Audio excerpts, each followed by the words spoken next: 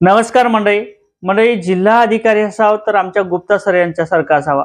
कारण तर राहुल गुप्ता सर यांच्या माध्यमातून शेतकरी हा महत्त्वाचा घटक मानला जातो आणि या शेतकऱ्यांची जे काही अनुदानाची रक्कम असेल, स्वतः जिल्हाधिकारी साहेब यांच्या माध्यमातून शेती पिकाचे पंचनामे करण्यात आले होते. शेती पिकाचे पंचनामे झाल्यानंतर अक्षरशः पुराच्या पाण्यामध्ये सुद्धा ते शिरले होते. शेतकऱ्यांच्या बांधावरती सुद्धा ते स्वतः गेले होते आणि त्या ठिकाणची पाहणी सुद्धा केली होती.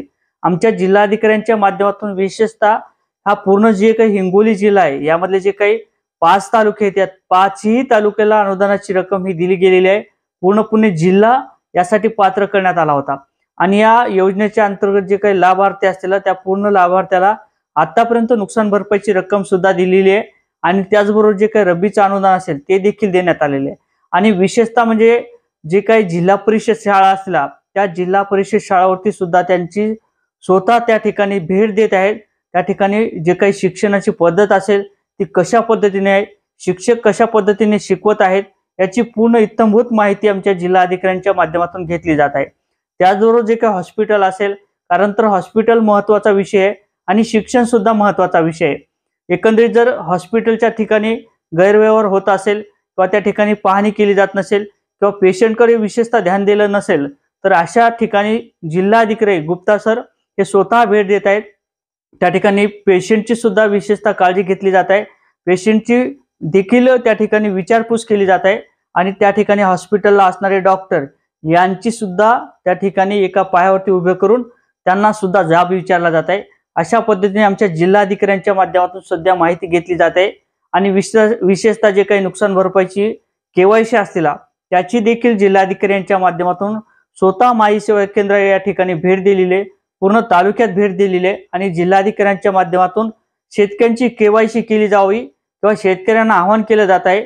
आणि त्याचबरोबर नाफेडची जी काही माहिती असेल, आता जे काही नाफेड सुरू झालेले आहे, उडीद असतील, मूग असेल, तुमचं सोयाबीन असेल, अशी जी काही माहिती असेल पूर्णपणे बैठक घेऊन त्या ठिकाणी नागरिकाला आवाहन करण्यात आलेले आहे की इतर ठिकाणी आपण माल न विकता आपण नाफेड या ठिकाणी माल विकला मालाची विक्री करावी आणि त्याचबरोबर जी काही इतर बाहेर ठिकाणी होणारी लूट असेल ती थांबावी, अशा पद्धतीचं आवाहन जिल्हाधिकाऱ्यांच्या माध्यमातून करण्यात आलेले आहे. अक्षरशः मानावे तेवढे कौतुक कमीच आहे. कारण तर श्री राहुलजी गुप्ता सर यांनी अक्षरशः शेतकऱ्यांचे असो, सर्वसामान्याचे असो, त्याचबरोबर शिक्षक वर्ग असेल, त्याचबरोबर विद्यार्थी वर्ग असेल, हॉस्पिटल असेल, अशा अनेक ठिकाणी जिल्हाधिकाऱ्यांच्या माध्यमातून भेटी दिलेल्या आहेत आणि पूर्ण कारभार हा जिल्ह्याचा बघित आहेत. असे असणारे आमचे राहुलजी गुप्ता सर. मी स्तुती करत नाही, कारण तर असे जे काही लाभलेले जिल्हाधिकारी साहेब असतील त्यांचं कौतुक सुद्धा करावं एवढं कमीच आहे. कारण तर त्यांच्या माध्यमातून आतापर्यंत सर्व नागरिकाला सुविधा मिळतील याची विशेषतः काळजी घेतली जात आहे.